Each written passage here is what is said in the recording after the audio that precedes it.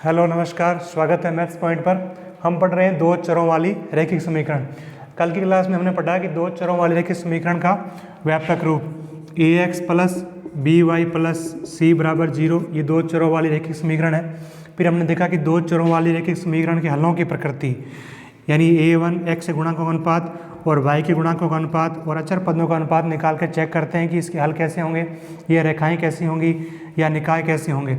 हमने देखा कि अगर x के गुणांकों का अनुपात और y के गुणांकों का अनुपात बराबर ना हो तो रेखाएं प्रतिच्छेदी होती है, हल अद्वितीय होता है और निकाय संगत होता है। इसी तरीके से हमने देखा कि x के गुणांकों का अनुपात और y के गुणांकों का अनुपात बराबर हो लेकिन अचर पदों का अनुपात बराबर ना हो तो रेखाएं समांतर होती है और कोई हल नहीं होता, निकाय संगत होता है। इसी तरीके से अगर x के गुणांकों का अनुपात, y के गुणांकों का अनुपात और अचर पदों का अनुपात तीनों बराबर हो तो रेखाएं संपत्ति होती है और हल जो है उसका अनंत हल होते हैं और निकाय संगत।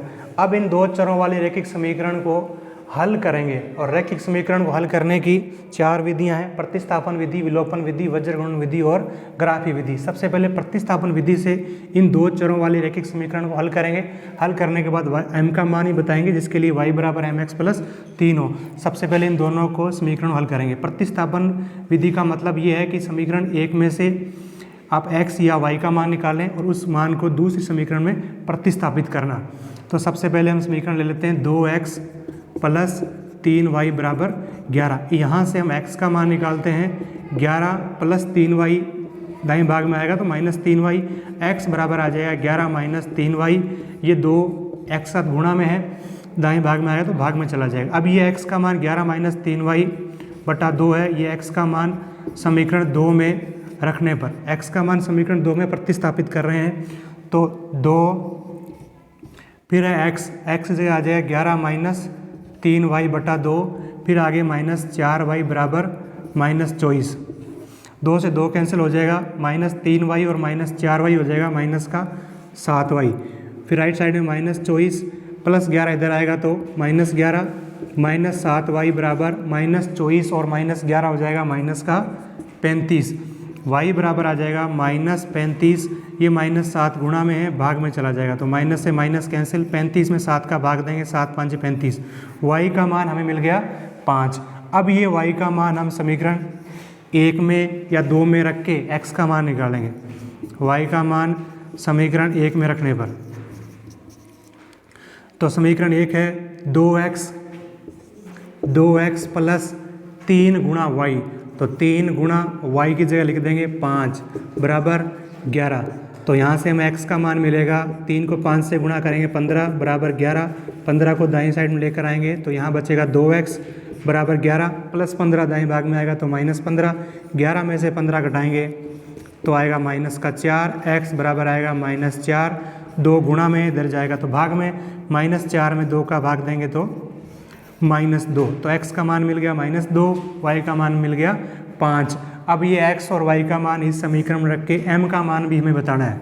तो ये समीकरण है y बराबर mx प्लस 3, y बराबर mx प्लस 3। तो y की जगह लिखेंगे 5 बराबर m गुणा x की जगह लिखेंगे माइनस का 2 प्लस का 3, माइनस 2m बाईं साइड में जाएगा प्लस 2m हो जाएगा, 3 प्लस 5 इधर आएगा तो माइनस 5, m बराबर 3 में से 5 जाएगा माइनस का 2 और ये 2 गुणा में है, 2 जाएगा भाग में तो m का मान आएगा माइनस 2 में 2 का भाग देंगे, m का मान आएगा माइनस 1। अब करते हैं इसका नेक्स्ट सवाल। नेक्स्ट क्वेश्चन है, यदि किसी भिन्न के अंश और हर दोनों में 2 जोड़ दिया जाए तो भिन्न 9/11 हो जाती है। यदि अंश और हर दोनों में 3 जोड़ दिया जाए तो 5/6 हो जाती है। हमें भिन्न ज्ञात करनी है। तो भिन्न में अंश और हर 2 चर मानेंगे। माना इस भिन्न का अंश है वो x है और हर y है, तो अपने पास भिन्न बनेगी x अपॉन y, x बटा y। अब प्रश्नानुसार समीकरण बनाएंगे और फिर उसको प्रतिस्थापन विधि से हल करेंगे। क्या है भिन्न के अंश और हर? भिन्न है x बटा y, इसका अंश है x और हर है y। दोनों में 2 जोड़ दिया जाए, अंश में भी 2 जोड़ दिया प्लस 2 कर दिया और हर में भी 2 जोड़ दिया प्लस 2 कर दिया y प्लस 2, तो बराबर भिन्न बन जाएगी 9/11। इनको क्रॉस मल्टीप्लाई करेंगे, x प्लस 2 को 11 से और y प्लस 2 को 9 से गुणा करेंगे, तो 11 को x से गुणा करेंगे 11x, प्लस 11 को 2 से गुणा करेंगे 22, बराबर 9 को y से गुणा करेंगे 9y, प्लस 9 को 2 से गुणा करेंगे 9 दूनी 18। तो 4 को बाईं साइड में लिखेंगे x 11x प्लस 9y, बाईं साइड में जाएगा माइनस 9y, तो राइट साइड में आएगा 18 प्लस 22 इधर आकर के माइनस 22। तो 11x माइनस 9y बराबर 18 में से 22 घटाएंगे -4। ये हो गया समीकरण 1 अपना। दूसरा समीकरण बनेगा, दोबारा वो कह रहा है अंश और हर दोनों में 3 जोड़ दिया जाए। अंश में 3 जोड़ दिया x प्लस 3, हर में भी 3 जोड़ दिया y प्लस 3, तो भिन्न बन गई 5/6। फिर क्रॉस मल्टीप्लाई x प्लस 3 को 6 से, y प्लस 3 को 5 से गुणा करने पर, 6 से गुणा करेंगे 6x और 6 को 3 से गुणा करेंगे 6 × 18 बराबर 5 को y से गुणा करेंगे 5y, प्लस 5 को 3 से गुणा करेंगे 15। 5y को उधर लिखेंगे, 6x प्लस 5y बाईं साइड में जाएगा -5y, 18 को इधर लेकर आएंगे 15 - 18, तो दूसरी समीकरण हमें प्राप्त होगी 6x माइनस 5y बराबर 15 में से 18 गया -3। ये 2 समीकरण आ गई है।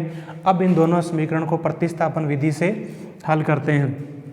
समीकरण 1 से हम x का मान निकालते हैं, 11x बराबर -9 इधर आएगा, प्लस का 9y और -4 आएगा इधर आकर के, तो यहाँ से x का मान मिलेगा, x बराबर आ जाएगा अपने पास 9y - 4, ये 11 गुणा में है तो भाग में चला जाएगा, तो x बराबर आ गया 9y - 4/11। ये x का मान हम समीकरण 2 में रखेंगे, प्रतिस्थापित करेंगे। समीकरण 2 है हमारे पास 6x 6, समीकरण 1 से हमने x का मान निकाल लिया है 9y - 4/11, ये 2 में रखेंगे।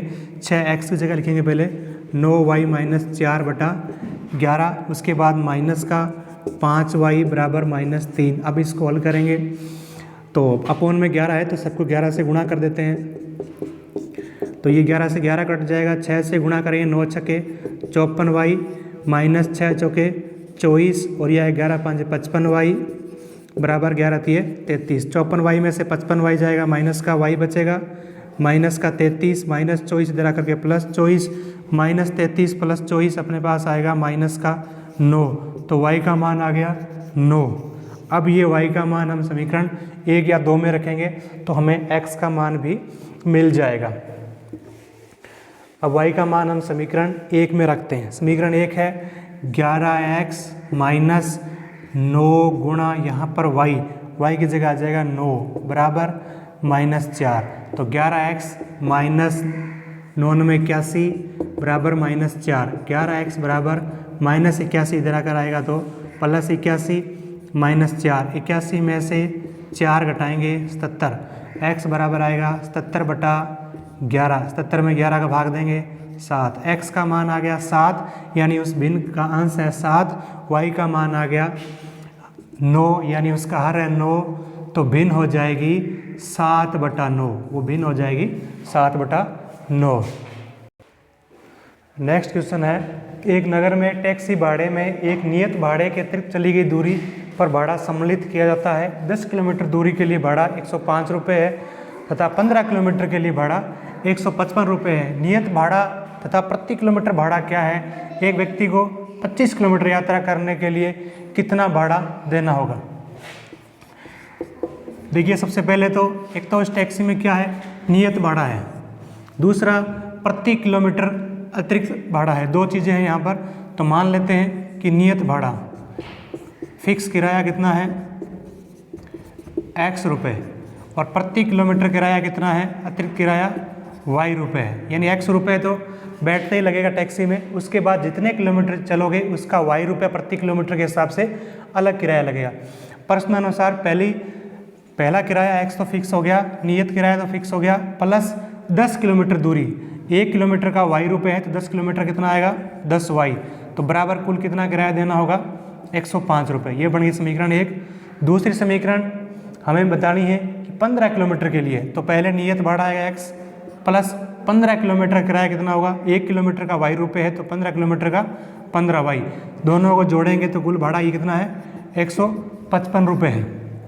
अब इन दोनों इक्वेशन को हल करेंगे। समीकरण 1 से हम x का मान निकालें तो 105 प्लस 10y उधर आएगा तो माइनस 10y। ये x का मान समीकरण 2 में रखने पर, x का मान समीकरण 2 में रखने पर, समीकरण 2 है, x है पहले तो ये आ जाएगा x की जगह 105 माइनस 10y प्लस 15y बराबर 155। 15y में से 10y जाएगा 5y और 155 प्लस 105 राइट साइड में आएगा माइनस 105। 5y बराबर 155 में से 105 घटाएंगे 50। y बराबर कितना आएगा 50, 5 गुणा में 5 जाएगा भाग में और 50 में 5 का भाग देंगे तो y का मान आ जाएगा 10, यानी प्रति किलोमीटर किराया जो है वो 10 रुपये है।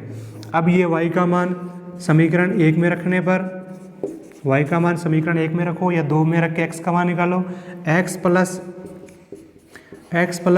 10y बराबर 105, तो x प्लस 10 गुणा y की जगह 10 बराबर 105, 10 को 10 से गुणा करेंगे, x प्लस 100 बराबर 105। यहाँ से x बराबर आएगा 105 प्लस 100 राइट में आएगा तो माइनस 100। 105 में से 100 घटाएंगे तो 5, x का मान 5 आ गया, यानी नियत भाड़ा फिक्स किराया है वो 5 रुपये है। उसके बाद प्रति किलोमीटर का जो किराया है वो 10 रुपये है। अब हमें ये बताना है कि 25 किलोमीटर यात्रा करने के लिए कितना भाड़ा देना होगा। तो फिक्स किराया हो गया 5 रुपये प्लस 25 किलोमीटर किराया कितना होगा। 1 किलोमीटर का अगर 10 रुपये किराया है तो 25 किलोमीटर किराया कितना होगा, 25 गुणा 10, 25 गुणा 10 250 और 5 हो गया नियत किराया। 250 और 5 255 रुपये किराया देना होगा एक व्यक्ति को 25 किलोमीटर यात्रा के लिए। धन्यवाद।